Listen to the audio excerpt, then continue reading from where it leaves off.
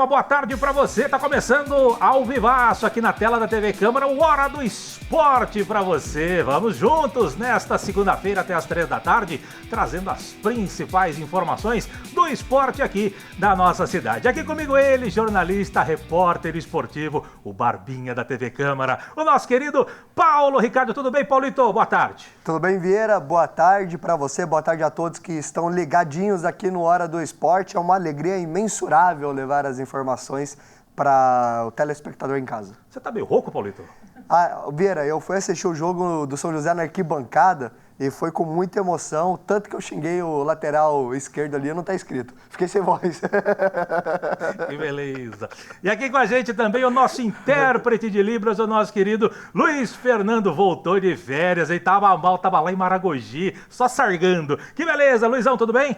Aí, nosso soquinho maroto de toda segunda, quarta e sexta, seja sempre bem-vindo, Luizão. O Luizão que sempre leva a informação para a comunidade surda que acompanha o nosso programa, tá certo? E olha só, a gente começa a hora de hoje falando do teste para cardíaco no jogo entre São José e São Bento, valendo uma vaga nas quartas de final da Copa Paulista. São José avançou, mas olha, quem vai te contar a história da classificação da Águia é o Bruno Castilho. As imagens são do Reginaldo Casulo e o seu brinquedo, a sua câmera. Solta, Rodrigo! Se na última partida em casa o São José jogou em um Martins Pereira com portões fechados, para a decisão contra o São Bento na Copa Paulista, mais de 3.000 pessoas marcaram presença e trouxeram também a confiança na vitória da Águia. A gente não vai poder perder essa classificação aqui hoje em casa. Hoje é para ganhar. Meio a 0 já está ótimo. O importante é classificar. Estou confiante, esperando uma classificação boa da Águia na data de hoje aí, com a família toda aí. Se Deus quiser, hoje a gente vai ganhar de quanto? 2-0, tá bom, João? Tá, 2-0. 2-0? Então beleza, eu acho que é isso aí. E vamos torcer. Dá-lhe Águia, né? Em campo, o São Bento foi obrigado a fazer a primeira substituição logo aos 2 minutos. O zagueiro Marco Gabriel saiu contundido e deu lugar a Pedro Igor. No minuto seguinte, os visitantes chegaram com perigo, mas Gabriel Afonso foi seguro para cortar o cruzamento rasteiro. Na primeira chegada do São José na partida, Rony invadiu a área e tentou cavar esse pênalti, mas o árbitro não foi na dele. Com o tempo, a Águia começou a se soltar mais, só que todas as jogadas eram de cruzamento na área que não surtiam muito efeito. Aos 27 minutos, foi a vez do São Bento usar a mesma tática. David levou para o fundo e cruzou para a área.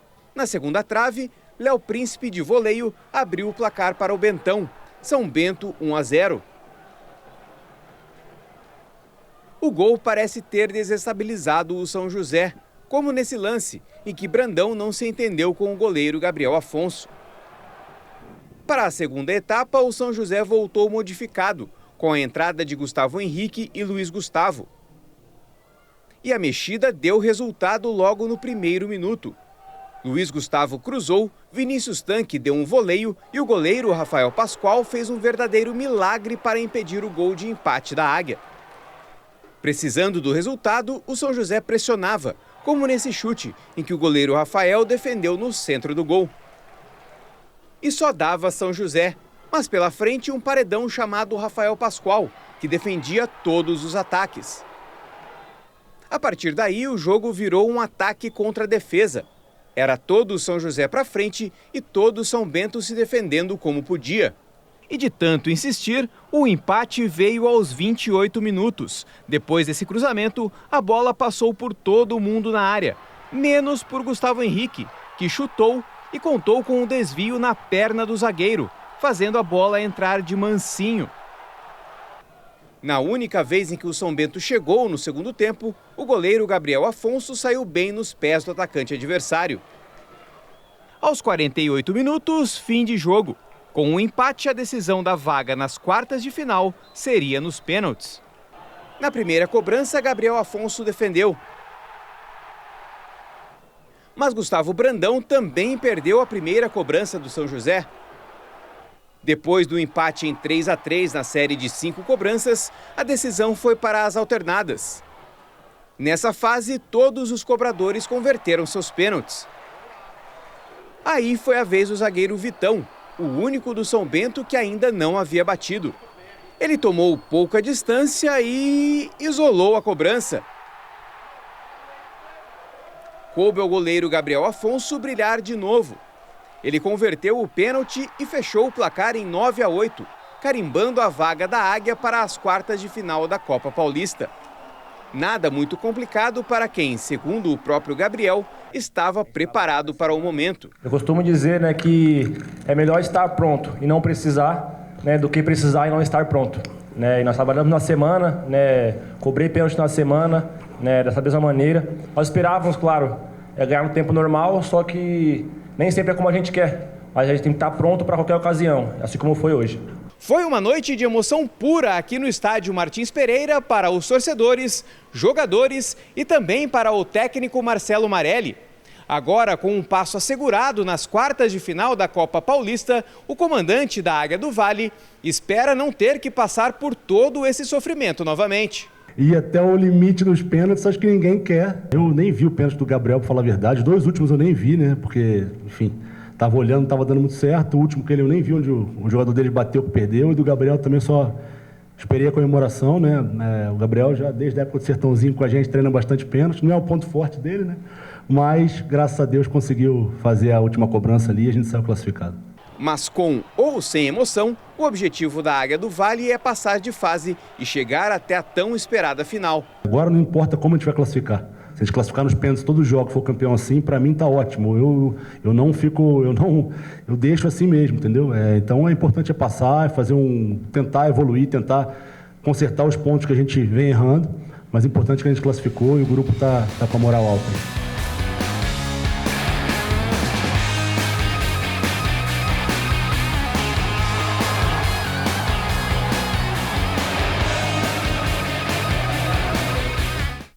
Paulito, tá justificado a sua rouquidão, viu? Que, pelo amor de Deus.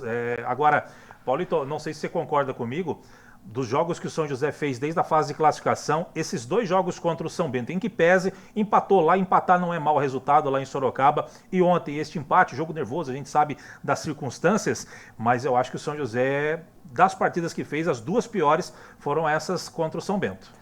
Vera, com certeza, caiu muito de rendimento o São José em questão de nível técnico, tático, muito abaixo do que era esperado. O São José entrou para esse confronto como favorito e sofreu para poder avançar de fase.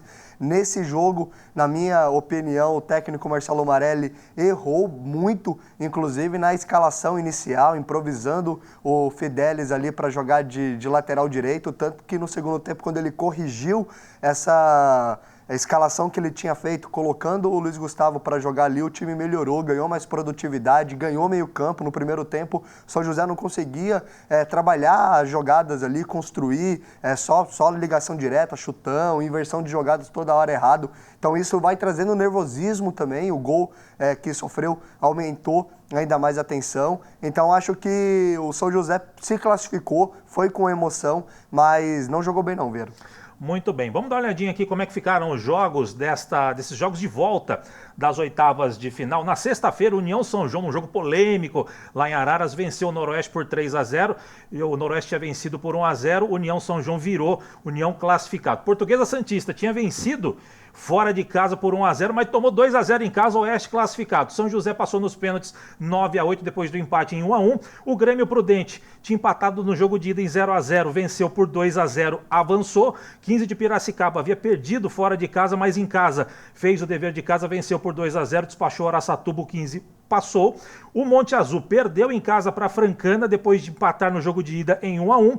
Primavera venceu o Paulista, que tinha vencido em casa o primeiro jogo por 1-0. Primavera fez 2 e avançou. E este jogo aqui, que será amanhã às 8 da noite, Comercial Inter de Limeira, interessa muito para a equipe do São José. No jogo da ida, a equipe da Inter de Limeira venceu por 1-0. O jogo será amanhã lá em Ribeirão Preto. E tem um detalhe seguinte: tem 3 adversários possíveis para o São José e depende diretamente deste jogo. Só para você saber, ó, se o Comercial passar para a próxima fase, o adversário do São José será o próprio Comercial.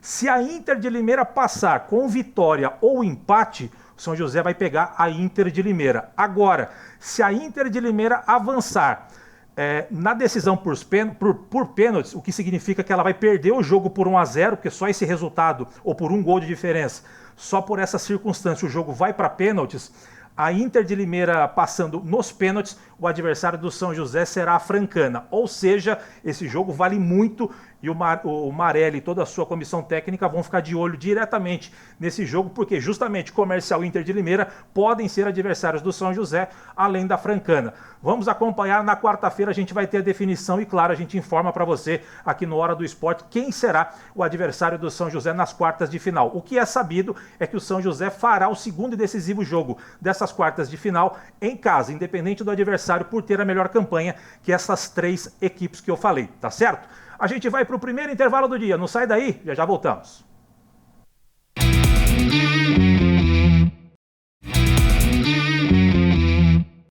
Muito bem, estamos de volta com a Hora do Esporte para falar de basquete. No sábado, o São José recebeu o Corinthians pela 9ª e penúltima rodada da fase de classificação do Campeonato Paulista de Basquete, em um confronto direto entre os líderes, até então, né, os líderes da competição. E quem levou a melhor foi o Timão das Quadras, que venceu pelo placar de 85-76. Você está vendo aí lances da partida e, Paulito, a situação ali foi parecida do jogo contra o Bauru. A questão é que o São José jogava em casa e jogava diretamente contra um adversário na liderança do Campeonato Paulista. E a equipe do São José começou muito mal. Só para você ter uma ideia, quem gosta de basquete gosta de números.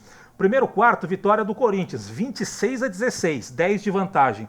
Segundo quarto, 25-16. São José fez duplo aí, 16 nos 2 primeiros quartos, levou o jogo para o intervalo com 51-32 para a equipe do Corinthians. Só que aí no terceiro quarto, São José deu a resposta, venceu por 28-13, levou o jogo para os últimos 10 minutos, 64 para o Corinthians a 60 para o São José. Lembrando que ainda no primeiro tempo, Paulito, essa vantagem chegou a ser de 21 pontos para a equipe corintiana, ou seja, o São José foi buscar, aí teve uma boa recuperação. No terceiro quarto, o São José, se eu não me falha a memória, caiu essa vantagem para 2 pontos, só que aí acabou derrapando e o Corinthians acabou vencendo aí o último quarto por 21-16, placar final 85-76. O São José perde a liderança neste momento para a própria equipe de Franca, que venceu o seu jogo contra o Paulistano, e o Corinthians, que venceu o São José nesse confronto direto. Era uma partida muito complicada, né? São José precisando se recuperar após a derrota para o Bauru. E quando você começa o jogo já em desvantagem, né? Desde o primeiro quarto, precisa fazer o jogo todo de recuperação. Isso dificulta muito mais se você impor o seu jogo também. Uma derrota meio pesada, né, para o São José, porque estava briga direta ali pela classificação, mas agora vai ter fase de realinhamento, colocar a cabeça no lugar e recuperar novamente o bom basquetebol, né? Reajustar esses errinhos que estão acontecendo, porque agora vai ter fase decisiva, não pode mais vacilar tanto. Com certeza. Destaques individuais da partida pelo lado do São José. Douglas dos Santos foi o cestinha do São José e do jogo. 23 pontos, 15 rebotes. 15 rebotes, double-double para ele, mais 2 assistências. O Malcolm Miller, 20 pontos, 4 rebotes e 1 assistência. E o Léo Craveiro, 8 pontos e 4 rebotes, os melhores da equipe do São José. Pelo lado do Timão, o Davalta Thomas, americano, joga demais o Davalta Thomas. 19 pontos, 3 rebotes e 2 assistências, seguido pelo Cauê Borges, que veio do banco de reservas para anotar 17 pontos, 2 rebotes e 1 assistência. E o Elinho ditou o ritmo do jogo, jogador mais do que experiente, quando precisava segurar um pouco o jogo, segurava, quando precisava acelerar, acelerou. Dificultou bastante a marcação do São José. O Elinho foi o terceiro melhor da equipe do Corinthians, com 10 pontos anotados. São José já não tem muito tempo para respirar, tem uma viagem longa, porque amanhã já enfrenta a equipe de Franca, fora de casa, no ginásio Pedrocão, jogo marcado para as 19 horas, pedreira para a equipe do São José contra essa equipe de Franca, atual campeão paulista, e tem uma seleção em forma de time, Paulito. Partida complicada mesmo, Franca favorita talvez dentro dessa competição, né? Então, o São José não vai ter vida fácil, é tentar fazer um jogo que beira a perfeição ou contar com uma noite ruim de Franca para poder tentar buscar essa vitória.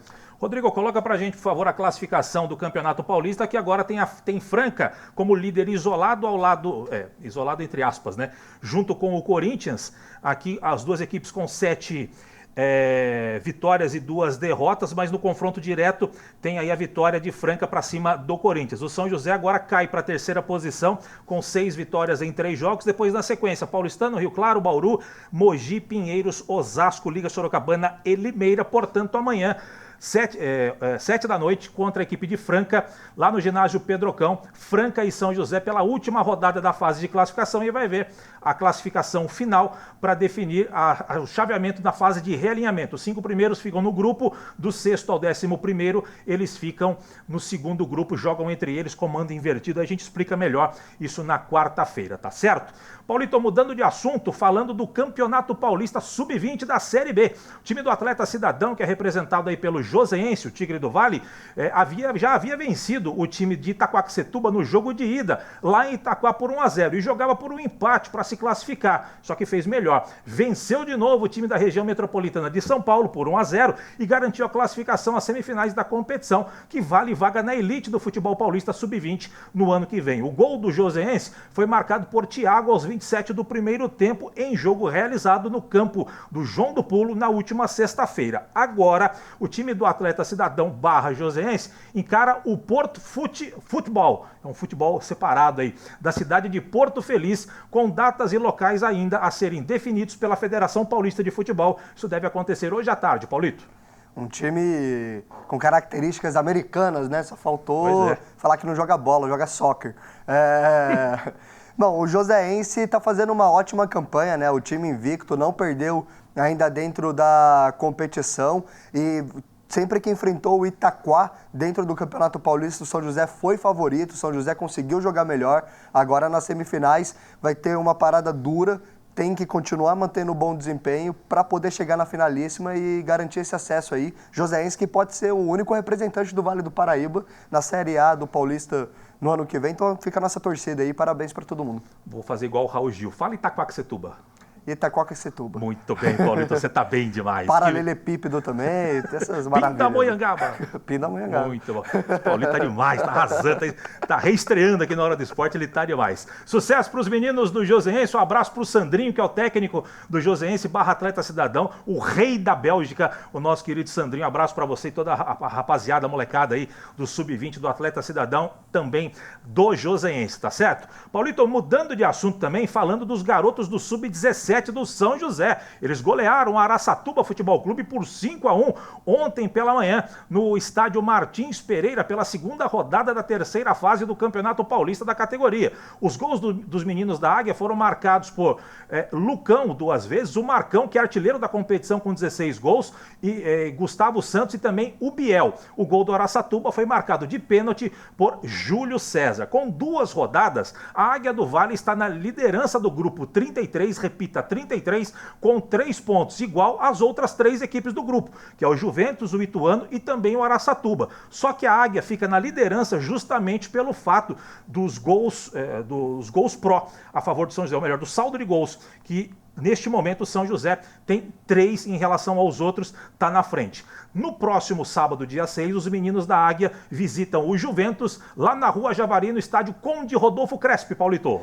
A melhor forma de respeitar o adversário é metendo bola na rede, né? Então, parabéns aos meninos do Sub-17 que, jogando dentro de casa, tiveram uma vitória consistente, se recuperaram dentro da competição. E nesse grupo, o São José, acho que junto com o Juventus ali, talvez sejam as 2 equipes que devem brigar pela classificação. Fica a nossa torcida aí para os meninos joséenses. Pois é, parabéns aí para os meninos. Tem o artilheiro da competição também, uma campanha muito bacana. E vamos torcer para os meninos que estão num grupo complicado, com o Ituano, né? Então, realmente é complicado, mas vamos torcer para os meninos estarem entre os 2 para avançar aí a fase de mata-mata da competição. Parabéns a toda a comissão técnica das categorias de base aí do São José, tá certo? A gente vai para o último intervalo do dia, não sai daí, já voltamos com informações do futsal. O futsal tá mal, hein? Vamos falar também do futebol feminino, que aplicou uma goleada sonora, não cabe em 3 mãos. Tem gol para dar com pau, não sai daí, já voltamos.